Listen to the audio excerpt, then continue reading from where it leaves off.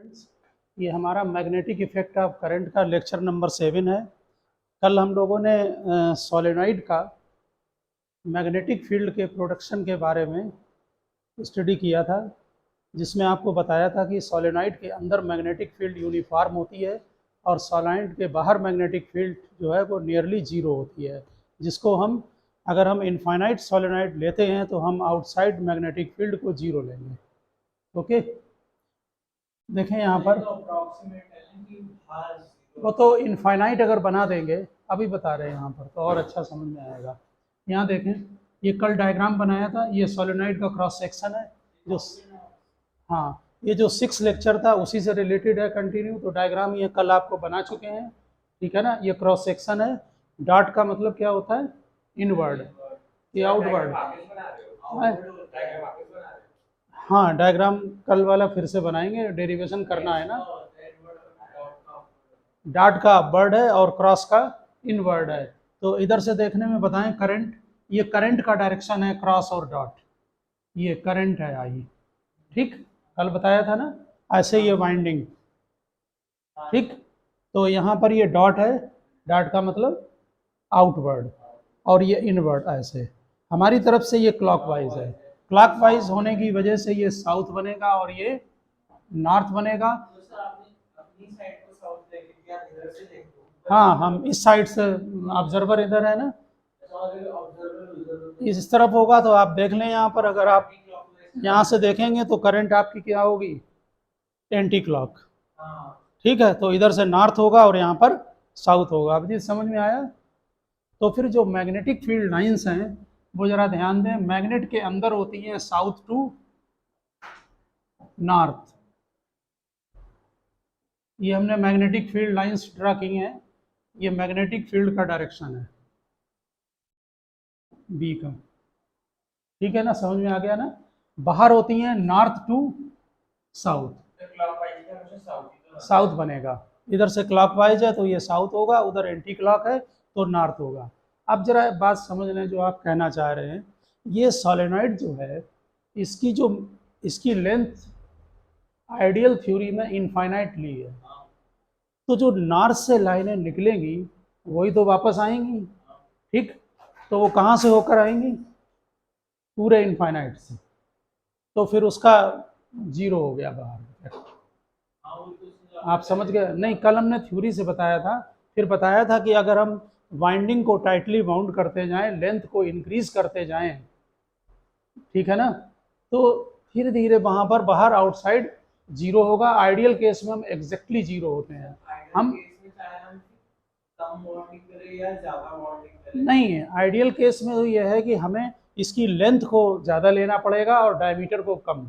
लेकिन हम थ्योरेटिकली बात समझा रहे आपको हैं, जो लाइनें यहाँ से निकल रही हैं, मान लो यहाँ से 1000 लाइन है, कहाँ से होकर आएंगी वो, इनफाइनाइट।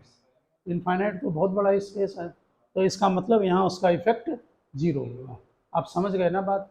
इसलिए बाहर यहाँ जीरो, यहाँ पर जीरो, अंदर magnetic field uniform.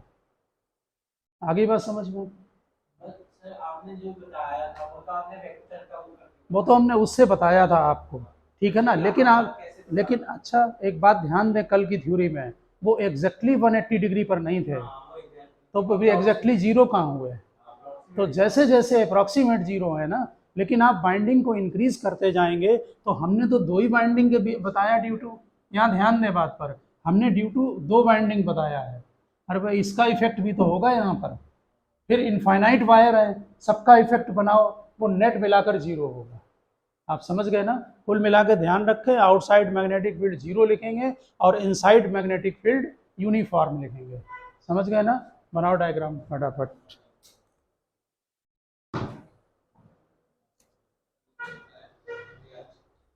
Abhijit note करें।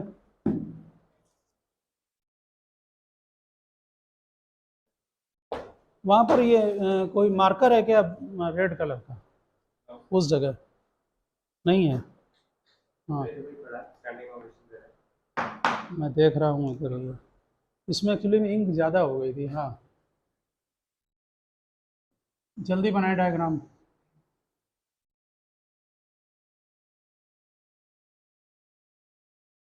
बात नहीं,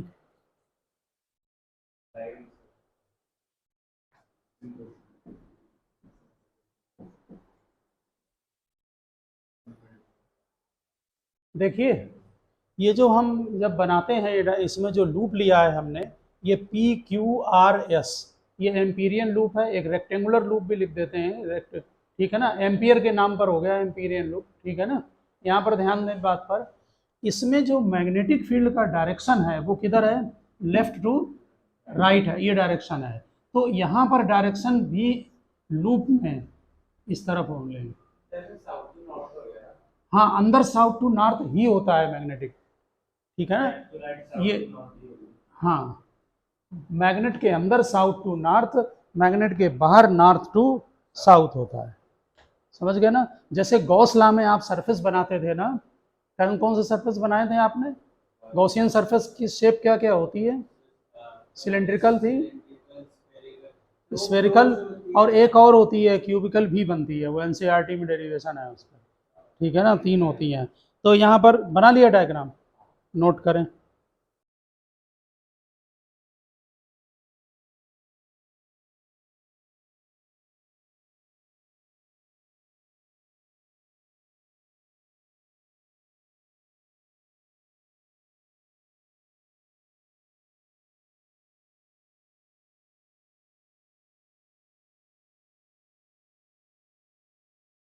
हाँ, ये हम डायरेक्शन आपको बता रहे थे, यहाँ पर ध्यान दें, हमने जो एरो लिया है वो P2Q लिया है, ठीक है, ये इस एरो को चेक करें। और मैग्नेटिक फील्ड किधर है, वो भी लेफ्ट टू राइट है। इनमें दोनों में कितना एंगल है, इनके बीच में PQ और 0 डिग्री है। अगर आप एग्जामिनेशन में आपने ऊपर क्रॉस बनाया, नीचे डॉट बनाया है, तो फिर ये डायरेक्शन अपोजिट हो जाएगा, क्योंकि तब इधर साउथ होगा, इधर नॉर्थ होगा, इसको भी अपोजिट करना पड़ेगा तुम्हें, समझ गया ना, जिससे कि थीटा 0 रहे, क्योंकि 180 में फिर माइनस आ जाएगा वहां पर, समझ गया ना, cos 180 की वैल्यू -1 होती है। नोट करो, देखो, consider a rectangular loop PQRS, consider a rectangular loop PQRS, हाँ, loop PQRS near the middle of solenoid, near the middle of solenoid, where PQ is equal to L, length L ले लिया हमने, where PQ is equal to L,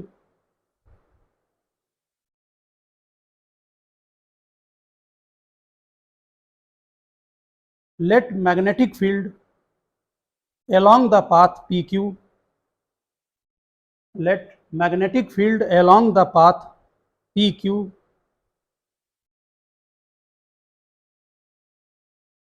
is B, B है magnetic field, capital B, and 0 along, and 0 along RS, diagram check करते जाना, हम RS पर 0 लेते हैं बाहर, ठीक है, and 0 along RS, as the path QR and SP, as the path QR and SP are perpendicular to the axis of solenoid, theory को समझ के लिखना, डायग्राम को चेक करते हुए, as the path QR and SP perpendicular to the axis of solenoid, hence magnetic field component, hence magnetic field component along these path is 0, hence magnetic field component along these path is 0। Diagram में check करें, ये जो दो path हैं, देखो इधर QR ये vertical है और मैग्नेटिक फील्ड हॉरिजेंटल है, तो यहाँ पर थीटा कितना है इसका 90, और इसका भी थीटा 90, तो इसलिए इसका कोई कंपोनेंट इसके अलोंग नहीं होगा, ठीक है ना।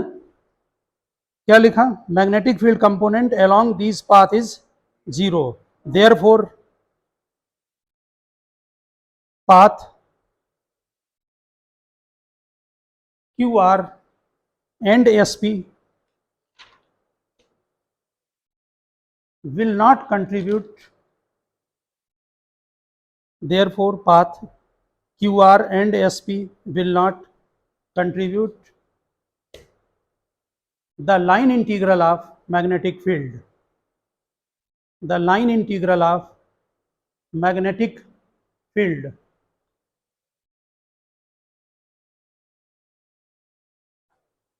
नेक्स्ट लाइन में लिखें बाई एम्पियर सर्कुलर लॉ।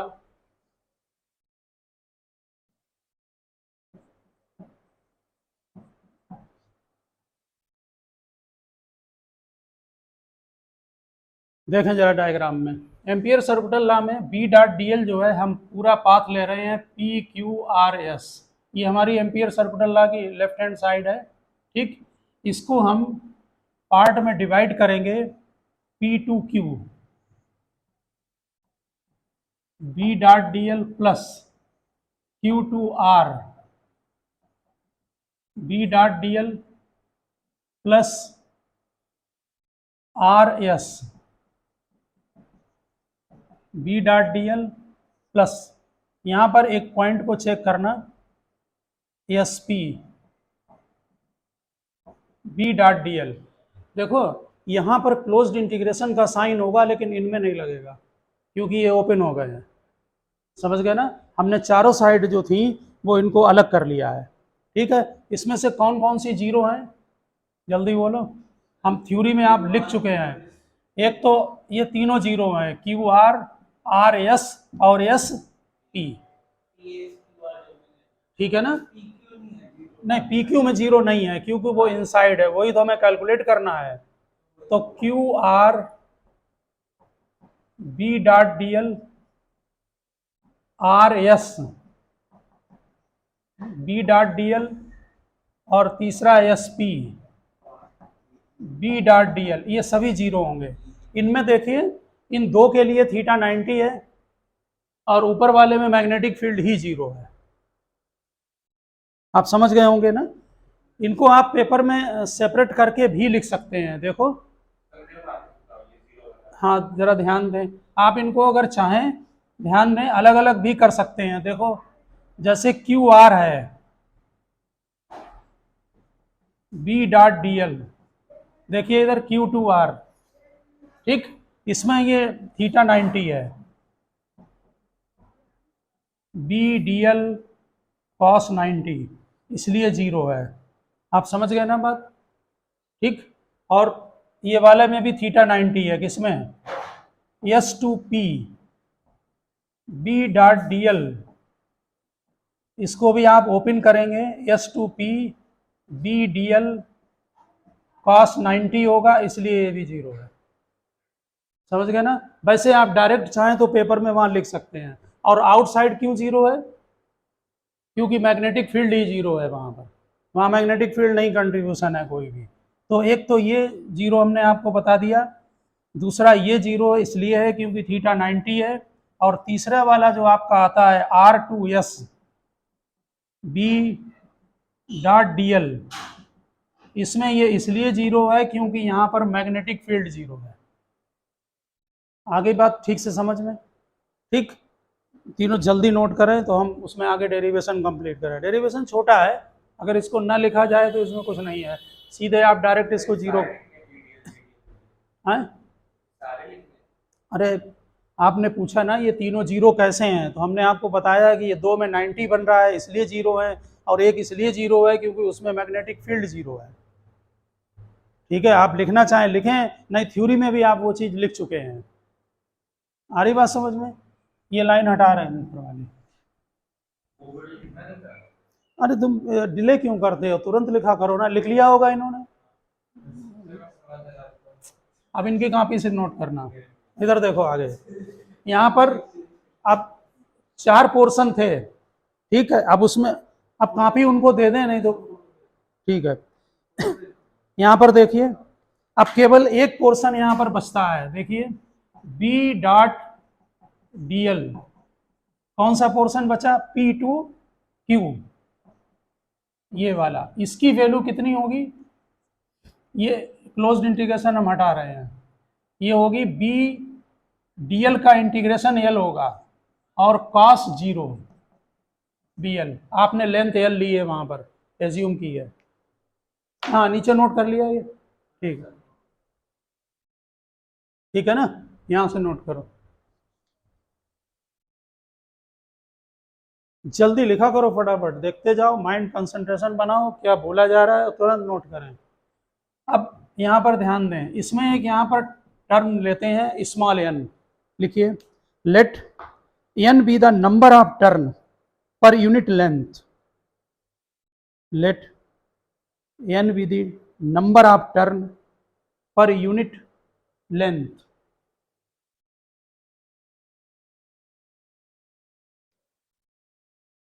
यहाँ ध्यान दें, इसमें n जो है वो number of turn per unit length है, इसकी लेंथ कितनी है l, तो इसके अंदर टोटल टर्न कितने होंगे n इंटू एल, ठीक, टोटल टर्न लिखें, total turn n into L.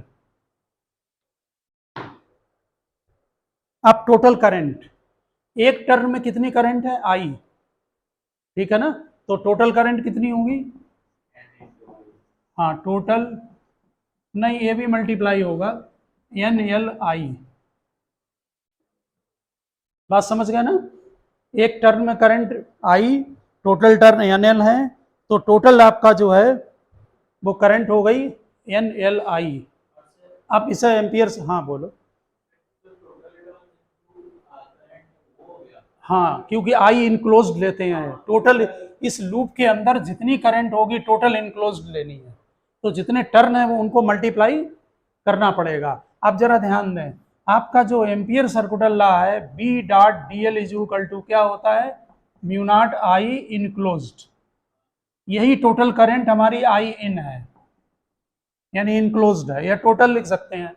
इसकी वैल्यू कितनी आई है देखो वहां से, बी एल, ठीक है, हाँ n mu, sorry mu not n L I, L cancel हो गया, तो magnetic field B is equal to mu not an I आया, total current is equal to ये हमने एम्पियर सर्कुलर लॉ लिखा है, B dot D L is equal to mu not I, I in लिख दिया करो, या आई टोटल लिख दो, या आई लिख दो चलेगा, ठीक है ना, इनक्लोज्ड है, इनसाइड समझ लो, या टोटल इनक्लोज्ड लूप के अंदर,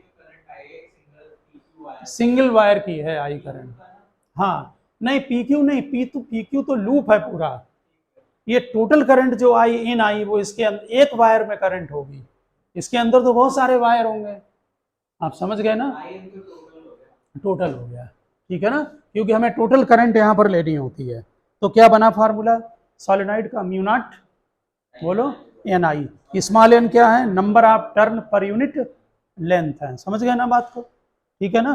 तो हमने इसमें डेरिवेशन में क्या किया, इसमें आप इसका क्रॉस सेक्शन बनाकर सबसे पहले साउथ और नॉर्थ लिखना, यहाँ पर डायरेक्शन लगाते समय अच्छी तरह से ध्यान रखना कि magnetic field left to right है, तो यहाँ पर भी ये पी से क्यू लेफ्ट टू राइट बनेगा, ठीक, ये लूप आपका तैयार हो गया, ठीक, इसमें गॉस लॉ लगा, सॉरी एम्पियर सर्कुलर लॉ लगाएं, एम्पियर सर्कुलर लॉ में 4 पार्ट अलग कर लिए, कौन कौन से, P Q, Q R, R S और एस पी, इन 3 पोर्शन में नेट इफेक्ट उसका 0 है, इसमें इसलिए 0 कि मैग्नेटिक फील्ड 0, इसमें इसलिए 0 इन दोनों में क्योंकि थीटा 90 है, समझ गए ना, केवल एक बचेगा, ठीक, तो इसका थीटा 0 है, इसलिए बी इंटू एल हो गया, ठीक, स्मॉल एन क्या है, number of turn per unit length, numerical में भी ध्यान रखना, ठीक है ना, इसमें एल मल्टीप्लाई करें टोटल टर्न आया, आई मल्टीप्लाई किया तो टोटल करंट, अब एम्पियर सर्कुलर लॉ लगा दें, B dot D L is equal to mu not I, इसकी वैल्यू आप कैलकुलेट कर चुके हैं, बी इंटू एल आई, आगे बात समझ में ठीक से, ठीक, ये जो डेरिवेशन है ये आपने ध्यान दिया होगा, ये केवल इनफाइनाइट लेंथ के लिए है, ठीक है ना, हम न्यूमेरिकल में हमने आपको बताया था कि हम इसको वहाँ भी लगा सकते हैं कि जहाँ पर इस टाइप का कोई न्यूमेरिकल दिया है कि 1 मीटर लेंथ है और 1 मिलीमीटर डायमीटर दे दिया, लगा दो उसमें, हो गया इनफाइनाइट, ठीक है ना, लेंथ ज़्यादा हो और डायमीटर कम हो। अगर हम इसी फार्मूले को ध्यान दें बायो सेवर्ट लॉ से ड्राइव करते हैं तो वहाँ पर ज़रा ध्यान दें, ये आपका वही सोलेनॉइड है, डॉट क्रॉस सोलेनॉइड के जो पॉइंट लिया है सेंटर, ये दोनों कॉर्नर को मिला दिया है, ये अल्फ़ा है और ये बीटा एंगल है। आप डेरिवेशन से हाँ बात को समझ जाएंगे कि जो फार्मूला यहाँ पर आता है, यहाँ पर नीचे पॉइंट डाल के लिखते हैं, ठीक है। If we derive the Biot Savart law, if we derive, हाँ नहीं पहले लिख लो, if we derive by Biot Savart law, फिर आराम से लिखना Biot Savart law, then we find formula for finite length of solenoid, formula for finite length of solenoid, solenoid, हाँ जरा चेक करें, हम फार्मूला नोट कर रहे हैं, mu not upon 4 pi into 2 pi N I in bracket sine alpha plus sine beta, sine alpha plus sine beta. Check करो जरा, इस टाइप का फार्मूला जो है वो फाइनाइट लेंथ के लिए बनता है, ठीक है। ये उसी टाइप का है जैसे हमने फाइनाइट लेंथ के वायर का फार्मूला बायो सेवर्ट लॉ से डायरेक्ट लिखा था, फिर आपने एम्पियर सर्कुलर लॉ से कल ड्राइव किया, वो फार्मूला इनफाइनाइट का बन गया, उससे समझ गए ना। वैसे ही बायो सेवर्ट से ये ड्राइव किया जाता है, ठीक। बहुत सारी जो कॉम्पिटिटिव बुक है वहाँ पर ये दिया हुआ है। अब तुम मुझे ये बताओ, अगर इस नहीं, ये डायग्राम वही है प्लीज जो हम इसके पहले बना चुके हैं। अरे ये इसलिए बनाया, इस पॉइंट पर मैग्नेटिक फील्ड निकालना है, तो इससे यहाँ पर परपेंडिकुलर डालें, ठीक, इस कॉर्नर को मिलाएं, इस कॉर्नर को मिलाएं, ये एंगल अल्फा है, ये एंगल बीटा है। आगे बात समझ में। बाकी स्मॉल एन वही है, number of turn per unit length है। अब मुझे ये बता दो, अगर ये इनफाइनाइट हो जाए लेंथ तो अल्फा बीटा कितना होगा? नहीं होंगे।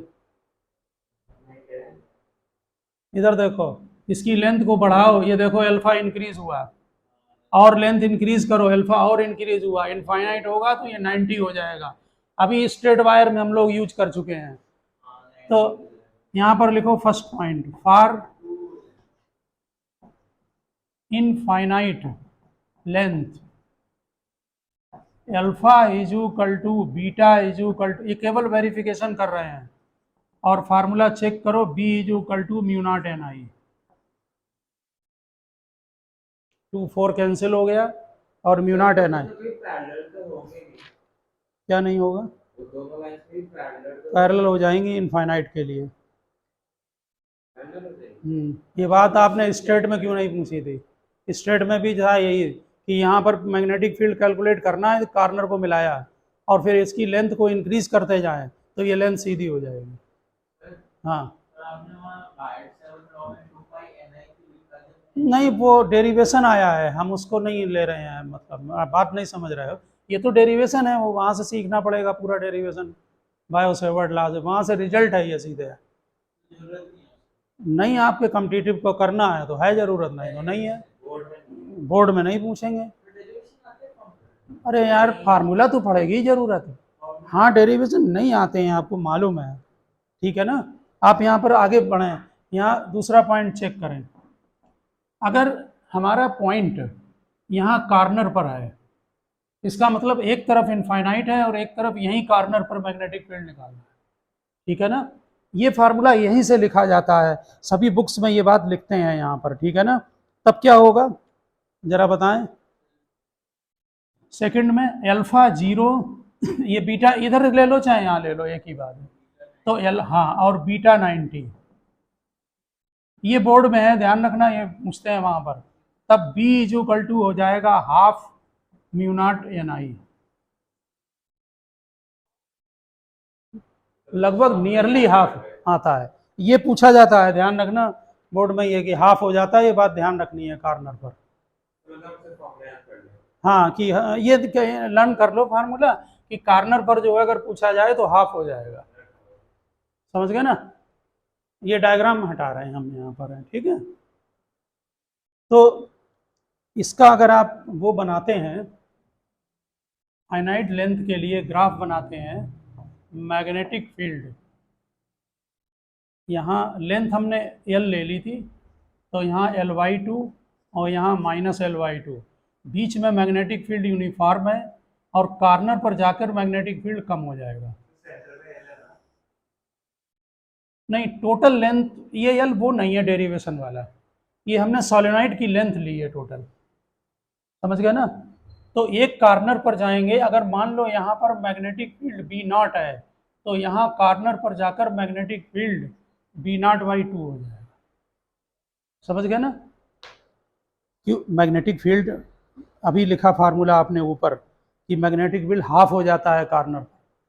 अगर टोटल लेंथ सोलेनॉइड, ये कोई पेन है, ये सोलेनॉइड है, इसकी टोटल लेंथ एल है, बीच में ऑरिजिन लगाओगे तो ये लेंथ कितनी होगी? एल, ये लेंथ कितनी होगी? तो हमने लिख तो दिया यहाँ Ly2 और इधर -Ly2। समझ गए ना? टोटल लेंथ एल हो गई। ग्राफ ध्यान रखना, ग्राफ बोर्ड सिलेबस में है, मतलब मालूम होना चाहिए आपको, और ये हाफ वाला पॉइंट मालूम होना चाहिए। हाँ, ग्राफ बना लें आप।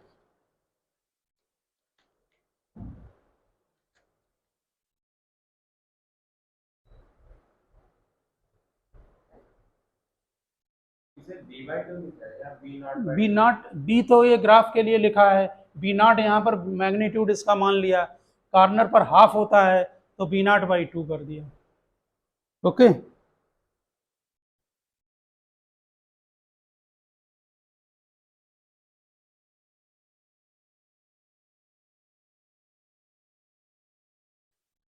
थोड़ा सा वर्क हो जाएगा अगले का भी, आज बीच में डिस्टर्ब हो गया। हाँ हाँ, B0 है, इसका हाफ कर दो ना B0/2। अरे भाई, कोई जब वेरिएबल बनाते हो तो एक्स और वाई एक्सिस पर वेरिएबल की क्वांटिटी नहीं लिखोगे, फिर मैग्नीट्यूड बाद में लिखोगे ना। यहाँ पर मैग्नीट्यूड B0 है सेंटर पर, और इस जगह पर हाफ हो गया तो मैग्नीट्यूड कितना हो गया? B0/2। अभी प्रूव किया, ये B0 है तो ये कितना हुआ? B0/2, इसलिए यहाँ लिखा B0/2। अच्छा, एक ग्राफ बनाओ डिस्टेंस वर्सेस टाइम, तो यहाँ वाई एक्सिस पर डिस्टेंस लिखोगे d, लिखोगे ना। और मान लो आपसे कहें कि यहाँ पर डिस्टेंस 4 मीटर है, तो यहाँ 4 लगाओगे, तो ये भी d है, इसकी कुछ नाम रखोगे 4 का D0। तो ये कोई वैल्यू दे रखी है, ये वेरिएबल है, इसमें फर्क नहीं मालूम इतना सा मैथ में। अरे ये वेरिएबल क्वांटिटी है b, ये तो b चेंज हो रही है, ये b वर्सेस लेंथ का ग्राफ है, और B0 उसकी वैल्यू है वहां पर। अरे वेरिएबल का ग्राफ नहीं मालूम है। हेडिंग डालो अगली, देखो magnetic field due to toroidal solenoid, bracket में endless, TOROIDAL, toroidal solenoid, bracket में लिखो एंडलेस सोलेनॉइड। जो ये, हाँ, ये जो टोराइड है, ये टोरस वर्ड से बना है, लैटिन के TOR, इसका मतलब होता है रिंग लैटिन में।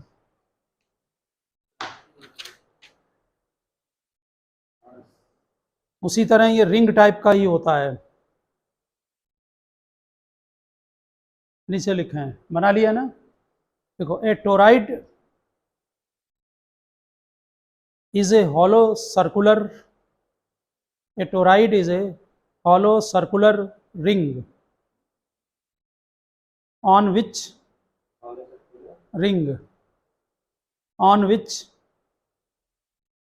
a large number of turns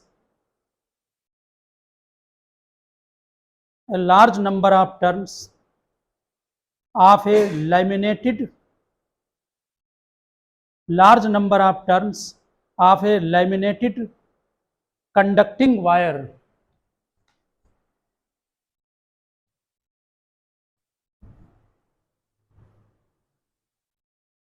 large number of turns, laminated conducting wire such as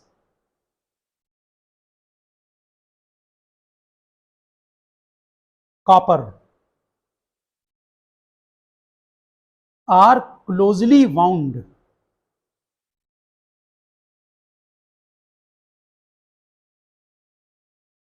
it acts like an endless solenoid. It acts like an endless solenoid. नहीं, क्लोजली वाउंड होगा, ठीक है ना। वो तो सच एज कॉपर तो wire का वो लिखा है मटेरियल, ठीक है ना। हाँ ठीक है ना। Are closely wound it acts like an endless solenoid. देखो लिख लिया, जैसे साइकिल की ट्यूब होती है बिल्कुल उसी तरह से। इधर देखो, ये ट्यूब मान लो सर्कुलर में, ठीक है। इसके ऊपर ऐसे बाइंडिंग करते जाते हैं, यहाँ से वायर लिया लपेटते जाओ, ऐसे समझ गए ना। इसी के ऊपर यहाँ पर ऐसे, ठीक है, ऐसे करके बाइंडिंग, समझ गए होगे ना। ये साइकिल की मान लो ट्यूब है, उसके ऊपर बाइंडिंग कर दो। इसके अंदर जो फील्ड बनता है वो यूनिफॉर्म होता है। पहली बात, हम जब डेरिवेशन करेंगे तो 3 जगह पर चेक करेंगे मैग्नेटिक फील्ड। चेक करो अंदर है यहाँ पर, अगर यहाँ कोई लूप बनाओगे तो इसके अंदर कोई करंट नहीं है। ठीक से समझ लें बात को, वही बात वहाँ थ्योरी में होगी। ये एक पॉइंट ये वाला, एक इस रिम के अंदर, ट्यूब के अंदर, और तीसरा बाहर। 3 पॉइंट पर चेक करेंगे, समझ। बाहर यहाँ पर, बाहर यहाँ फिंगर रख के 3, एक ये पॉइंट, एक इसके अंदर और एक यहाँ पर। बात समझ गए। अंदर वाले में कोई करंट नहीं है क्योंकि करंट तो यहाँ पर है, इसलिए अंदर मैग्नेटिक फील्ड 0। यहाँ पर चेक करें, यहाँ पर भी मैग्नेटिक फील्ड 0 होती। बाहर क्यों होती है? क्योंकि ऐसा है कि जैसे आपने कई तरह से इसको दिखाते हैं थ्योरी में, कि जैसे कोई अगर बाइंडिंग करते हैं, वो बाइंडिंग यहाँ से जब आप बाउंड करेंगे तो घूमते घूमते एक तरफ वो क्लॉक होगी, दूसरी तरफ एंटी क्लॉक। तो जब सर्कुलर में हम लूप बनाते हैं पूरा बाहर, तो इसका नेट इफेक्ट करंट का 0 होता है। समझ गए ना, क्लॉक और एंटी क्लॉक मिला के। क्रॉस सेक्शन में ऐसे भी दिखा देते हैं कि एक में इन है करंट और एक में आउट है। जैसे यहाँ से गई तो यहाँ मान लो इधर से है तो इन हो रही, फिर इधर से आउट होगी। समझ गए ना। कुल मिलाकर बाहर 0 होगा magnetic field, inside magnetic field 0 होगा। केवल इसके अंदर मैग्नेटिक फील्ड कैलकुलेट करते हैं, और इसका फार्मूला वही है जो सोलेनॉइड का है, μ0 Ni। स्मॉल n क्या है? Number of turn per unit length. इसमें जो टोटल टर्न होते हैं, न्यूमेरिकल जब लगाएंगे तो टोटल टर्न मान लो 100 है, तो पर यूनिट लेंथ कैसे निकलेंगे टर्न? ना 100/2 पाई r, क्योंकि लेंथ टोटल कितनी है? 2 पाई r है। इसी तरह से ध्यान रखना कि जब हम सोलेनॉइड का डेरिवेशन न्यूमेरिकल करेंगे तो वहाँ पर जो स्मॉल n है, ये नंबर ऑफ टर्न क्या है? पर यूनिट लेंथ।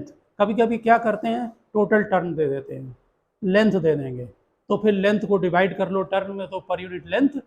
कभी ऐसा भी करते हैं कि कई लेयर दे देते हैं कि 3 लेयर हैं इसके ऊपर, तो फिर टोटल टर्न निकाल लो और लेंथ से डिवाइड कर लो, और फिर उसमें number of turn per unit length calculate कर लें। समझ गए होंगे बात को ना। क्लोज कर दें इसे आप।